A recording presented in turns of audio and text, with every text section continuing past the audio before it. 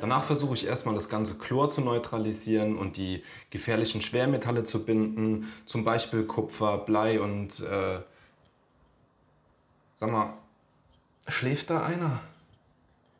Volker, das bist doch du. Hallo? Volker? Volker, aufwachen!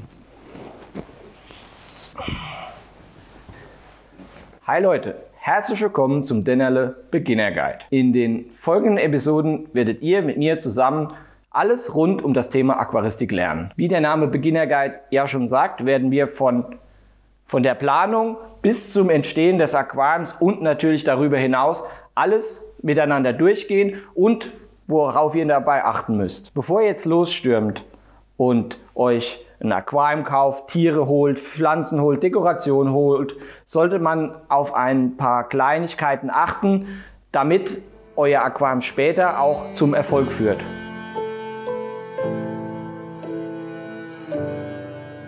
Als allererstes, auf was ihr ganz explizit achten solltet, ist der Standort. Wenn ihr zu Hause, ihr habt jetzt hier, so wie ich hier, ein schönes großes Wohnzimmer mit großen Fenstern. Was für Himmelsrichtung ist das? Wäsche, ja stimmt. Sucht einen Platz, wo in eure Gestaltung passt, aber nicht für länger wie eine halbe Stunde direkte Sonneneinstrahlung zu Hause hat. Auch ein wichtiger Punkt ist die Tragfähigkeit eurer Decken. Wenn ihr jetzt im Haus wohnt, wo ihr direkt auf der Bodenplatte wohnt, da könnt ihr draufstellen, was ihr wollt, da passiert normalerweise nichts. Allerdings, wenn ihr in einer Mietswohnung wohnt, besonders in älteren Mietswohnungen, gilt es da vorher abzuklären, trägt die Decke das Gewicht des Aquariums, weil ihr habt schon auf eine Quadratmeterfläche eine größere punktuelle Belastung, wie wenn ihr jetzt einen Fernseher oder einfach nur eine Kommode hinstellt. Ich habe mich in meiner Wohnung hier für diesen Platz entschieden. Hier ist schön in der Ecke, ich kann von meinem Sofa ins Aquarium gucken, ich kann von meinem Esstisch aufs Aquarium gucken. Die Fenster sind zwar da, aber das gegenüberliegende Fenster vom Aquarium ist Westseite, das heißt, da geht die Sonne abends unter und somit habe ich auch fast keine direkte Sonneneinstrahlung. Der nächste Punkt, worauf ihr achten müsst, ist Wasser. Wasser ist nicht immer gleich Wasser. Wir hier in Deutschland haben überall unterschiedliche Wasserwerte. Ich meine, jetzt hier im Glas, Wasser sieht für euch immer gleich aus, aber es gibt unterschiedliche Härtewerte, der pH-Wert ist ein bisschen anders und das könnt ihr ganz einfach rausfinden, indem ihr bei euch im Internet, bei euren Wasserwerken, Stadtwerken, wie auch immer, auf die Homepage geht und da steht explizit alle Wasserwerte aufgelistet und ihr könnt wissen, habt ihr mittelhartes Wasser, habt ihr weiches Wasser, habt ihr hartes Wasser, wie ist euer pH-Wert. Es gibt zwei Vorgehensweisen, wie ihr ein Aquarium planen könnt. Ihr macht es so wie ich. Ich passe die Wasserwerte den Tieren, die ich gerne hätte, an. Dafür braucht ihr allerdings zum Beispiel eine Umkehrosmoseanlage, müsst ein bisschen euch mit der Wasserchemie auseinandersetzen. Der einfachere Weg ist natürlich, ihr habt Ausgangswasser, das könnt ihr nehmen und danach passt ihr euer Aquarium an. Ich möchte jetzt am Anfang nicht so ausführlich auf das Thema Wasser eingehen. Dafür mache ich nochmal ein gesondertes Video für euch, wo wir wirklich das Wasser genau unter die Lupe nehmen, was, warum und weshalb. Jetzt zeige ich euch mal, für was ich mich entschieden habe. Ich habe mich für meine Wohnung für einen 30 Liter Nanocube entschieden. Da werde ich später ein paar schöne bunte Garnelen drin halten und vielleicht ein paar Schnecken und das war's. Für die Wasserwerte, die ich bei mir zu Hause habe, ich habe weiches Wasser, da passen perfekt die Neocaridina-Arten. Noch kleine Besonderheit bei dem 30 Liter Nanocube, das ist ein Weißglas-Aquarium. Weißglas heißt nichts anderes, dass das Glas nochmal klarer ist als eine normale Glasscheibe.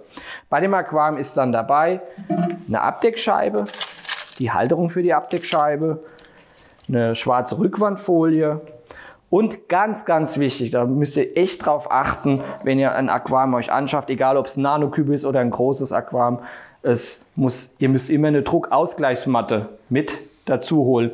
Bei unseren Aquarien ist immer eine Druckausgleichsmatte mit dabei, aber wenn ihr andere Aquarien kauft, achtet darauf und nehmt euch eine mit. Ein wichtiger Aspekt ist Licht. Licht ist nicht nur, dass ihr eure Tiere schön sehen könnt, sondern auch eure Pflanzen brauchen das richtige Licht. All unsere LEDs werden speziell entwickelt für perfekten Pflanzenwuchs. Dann braucht ihr natürlich auch einen kleinen Filter. Bei unseren Aquarien reicht so ein kleiner Filter. Der Filter sorgt dafür, dass erstens mal die Wasserbewegung stattfindet, dass auch überall Nährstoffe, wo Pflanzen sind, auch Nährstoffe hintransportiert werden und die wichtigen Organismen, die Schadstoffe abbauen oder die Ausscheidungen eurer Tiere verstoffwechseln, das passiert alles im Filter. Dann natürlich ein Heizer. Es gibt Arten, Garnelenarten, die brauchen nicht unbedingt einen Heizer.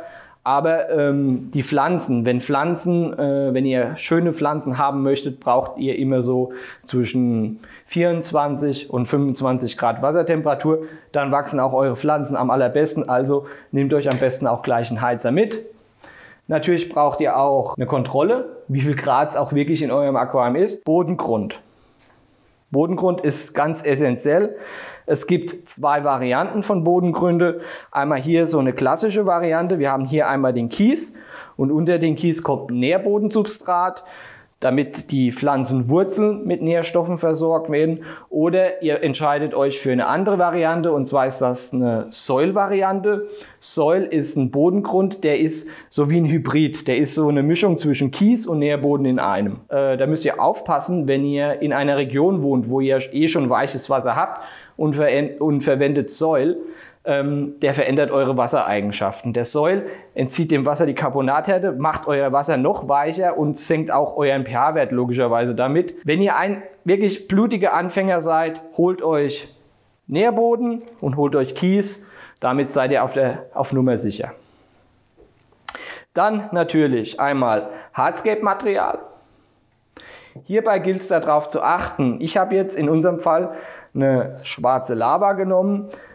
Ist super geeignet für Einsteiger, sehr, sehr poröses Material, was auch euren Mikroorganismen extrem viel Siedlungsfläche bietet und was eure Wasserwerte noch mal ein bisschen besser stabilisiert. Es ist nämlich so, es gibt verschiedene Steine, die sehr, sehr schön sind, die ich auch sehr oft nehme, so graue Steine oder wenn so weiße Marmorien drin sind, das ist meistens Kalk.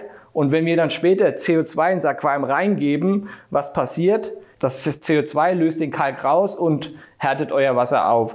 Fangt mal an mit einer Lava oder mit einem Stein, was keine wasserverändernden Eigenschaften hat. Oder ihr könnt auch, so wie hier, eine Dekoration verwenden. Allerdings, wenn ihr Deko verwendet, achtet darauf, dass ihr natürliche Materialien verwendet. Hier ist es zum Beispiel eine hochporöse Keramikdeko. Die hat keinerlei wasserverändernde Eigenschaften. Auch hier können sich wichtige Mikroorganismen ansiedeln und eure Garnelen oder Schnecken weiden das auch immer ab und nutzen das auch als Nahrung. Ist auch sehr schön anzusehen. Also kein Kunststoff oder keine Kunststoffdeko, weil ihr da nie sicher sein könnt, dass die nichts an euer Wasser abgeben, was eure Tiere schädigen kann. Eins der wichtigsten Dinge sind natürlich auch die Pflanzen im Aquarium. Die sehen nicht nur schön aus, sondern die sind auch wichtig für eure Tiere, dass immer genügend Sauerstoff im Wasser vorhanden ist. Bei der Pflanzenauswahl ist es ganz, ganz wichtig, dass ihr darauf achtet, das Verhältnis von langsam wachsenden zu schnell wachsenden Pflanzen sollte immer, also ich sage immer den Leuten, kauft 70% schnell wachsende Pflanzen, den Rest könnt ihr mit langsam wachsenden Pflanzen ergänzen. Ihr fragt euch jetzt sicher, ja, was sind schnell wachsende Pflanzen, was sind langsam wachsende Pflanzen? Also prinzipiell alle Stängelpflanzenarten, sowas wie hier die Migrantium umbrosum, alles das, was einen langen Stängel hat und zwischen den Blättern ein bisschen mehr Luft, das sind Stängelpflanzen. Und jetzt zum Beispiel wie hier die Anubias nana, das ist auch übrigens eine Aufsitzerpflanze. Das sind langsam wachsende Pflanzen, also die wächst sehr, sehr, sehr langsam. Oder auch zum Beispiel hier die Cryptocarina ventii braun, ist auch eine sehr langsam wachsende Pflanze. Alles das, was ich euch hier vorstelle, verlinken wir nochmal unten in der Videobeschreibung, also quasi eine Einkaufsliste, so dass ihr nochmal nachlesen könnt, was hat der Volker jetzt gesagt. Bei den Pflanzen gibt es noch eine Kleinigkeit zu sagen. Es gibt einmal Pflanzen, die seht ihr meistens so in der Wasserpflanzenverkaufsanlage in einem Topf. Die Pflanzen sind in der Pflanzengärtnerei über Wasser kultiviert. Das heißt, die Pflanzen sitzen nur mit den Füßen in den Tischen im Wasser und wachsen bei einer extrem hohen Luftfeuchtigkeit außerhalb vom Wasser. Das nennt man der Emerse-Zustand. Und im Aquarium, wenn die Pflanzen sich unter Wasser befinden, das nennt man den submersen Zustand. Das ist darum wichtig, weil einige Arten unter Wasser ganz anders aussehen wie über Wasser. Und als nächstes möchte ich auch noch eine Art Pflanze vorstellen, das sind In-vitro-Pflanzen. Das sind Pflanzen, die werden im Labor gezüchtet. Und ihr habt in so einem kleinen Becher extrem viel Pflanzmasse. Also in so einem kleinen Becher findet ihr, wenn man jetzt das miteinander vergleicht, ungefähr 3-mal so viel wie in einem Topf. Ihr habt noch andere Vorteile. Die Pflanzen sind frei von Pestiziden, die Pflanzen sind frei von Algensporen und die Pflanzen sind frei von Schneckeneiern. Weil ihr seid Einsteiger, aber wenn ihr euch mit dem Thema Aquaristik beschäftigt, kommt auch irgendwann die Frage, wie kriege ich meine Blasenschnecken weg? Und die Blasenschnecken schleppt man sich meistens über Topfpflanzen ins Aquarium ein. Was habe ich noch mitgebracht? Hier ein Wasseraufbereiter. Wasseraufbereiter ist sehr wichtig, wo ihr euch unsicher seid, ob euer Leitungswasser irgendwie mit Chlorrückständen oder irgendwas belastet ist. Da hilft euch ein Wasseraufbereiter. Er macht es einfach, euer Wasser, dass ihr wieder zurück ins Aquarium bringt, beim Wasserwechsel safe. Nützlich natürlich ist auch eine Sprühflasche zu haben. Die brauchen wir natürlich nur zum Einrichten. Das zeige ich euch, wenn wir das Aquarium zusammen einrichten. Dann würde ich euch auch gleich empfehlen, nehmt euch Werkzeuge mit. Zum Beispiel hier eine Pinzette, eine Schere, ein Kescher. Das sind alles Sachen, die man braucht, für das Aquarium einzurichten und auch für die weiteren Pflegeschritte. Und natürlich eine Gießkanne, ein Eimer und ein Schlauch ist auch nicht verkehrt, wenn ihr sowas auch gleich zu eurem Aquarium mit dazu kauft. Und auch ein wichtiger Aspekt ist ein Unterschrank. Wenn ihr ein Aquarium habt, natürlich größere Aquarienkombinationen haben meistens einen Unterschrank mit dabei, kleinere Aquarien meistens nicht.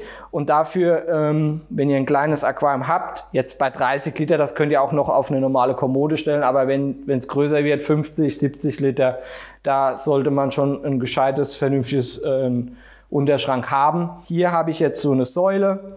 Die bietet sich super an, nimmt nicht viel Platz weg und sieht auch noch elegant aus. Das war die erste Folge von unserem Dennerle Beginner Guide. Jetzt wisst ihr alles Grundsätzliche um die Aquaristik. Was braucht ihr, auf was müsst ihr achten. In der nächsten Episode werde ich euch dieses 30 Liter Aquarium einrichten. Wenn ihr vorher noch was von mir wissen möchtet, schreibt es in die Kommentare. Bis gleich. Ciao.